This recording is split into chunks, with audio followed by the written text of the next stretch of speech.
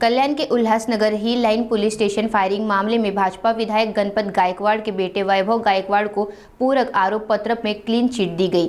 इस पर शिंदे गुट नेता पूर्व नगर सेवक महेश गायकवाड़ ने नाराजगी जताते हुए राजनीतिक दबाव के चलते कार्यवाही नहीं होने का आरोप लगाया है।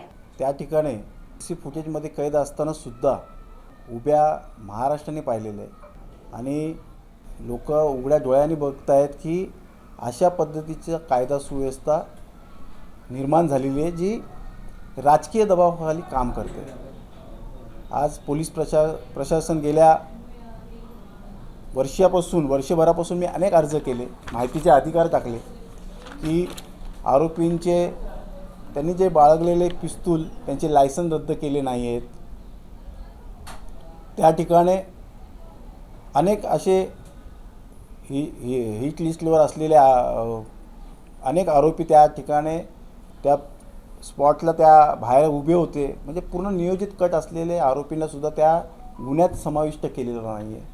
आपण असं अनेक इन्सिडेंट्स बघतोय, अशा अनेक घटना बघतोय की ज्याच्यामध्ये आरोपी घटनास्थळी नसताना सुद्धा त्यांना जेलमध्ये टाकलेलं आहे। या ठिकाणी तर उभ्या महाराष्ट्राने उघड्या डोळ्यांनी बघितलेलं आहे की वैभव गायकवाड त्या घटनास्थळी त्या ठिकाणी सर्वप्रथम आला, त्याने गणपत गायकवाड यांना बोलवलं।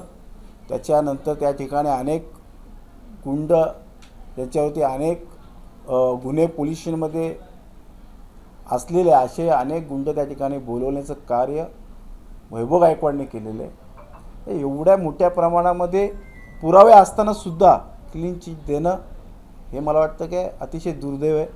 आज मला कोणत्या प्रकारचं राजकीय बळ नसल्यामुळे हे झालेलं आहे। आज जर देशमुख कुटुंब जे बीडला जी हत्याकांड झालेलं आहे त्याच्यामध्ये देशमुख कुटुंबाला कुठेतरी राजकीय बळ असल्यामुळे त्या ठिकाणी मोठ्या प्रमाणात SIT, क्राईम ब्रँच, CBI हे सगळेजण तिकडे त्यांना त्या ठिकाणी मोठ्या प्रमाणात चौकशी करून अटक केलेली आहे आणि तपास त्या ठिकाणी जोमाने चालला आहे। पण जर इकडे जर बघितलं आपण या ठिकाणी कोणत्याही प्रकारचं राजकीय पाठबळ नसल्यामुळे ही परिस्थिती निर्माण झालेली आहे। तुमच्या वकिलांशी याबद्दल काय बोलणं झालंय का? चार्जशीट कधी दाखल केली आहे काय? कारण पुरवणी जबाबदारीची नोंद ठेवलीत काय तुमच्या वकिलांशी बोलणं झालेलं आहे। वकिलांनी सांगितलं की आपण वरच्या कोर्टामध्ये दाद मागू या गोष्टीसाठी। पूर्णपणे त्या ठिकाणी न्यायालयाकडे आम्ही दाद मागू असं या ठिकाणी वकिलांशी बोलणं झालेलं आहे। पण मला वाटतं की या ठिकाणी मोठ्या प्रमाणात राजकीय दबाव असल्यामुळे पोलीस हताश आहेत। मी पोलिसांना दोष देत नाही आहे, कारण की ज्या अनेक अशा घटना आहेत ज्या ठिकाणी आरोपी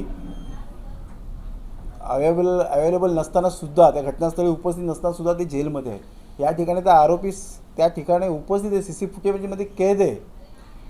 म्हणून मला ह्या ठिकाणी राजकीय मोठ्या प्रमाणात बळ दिलेलं आहे, राजकीय दबावापोटी हे सगळं झालेलं आहे।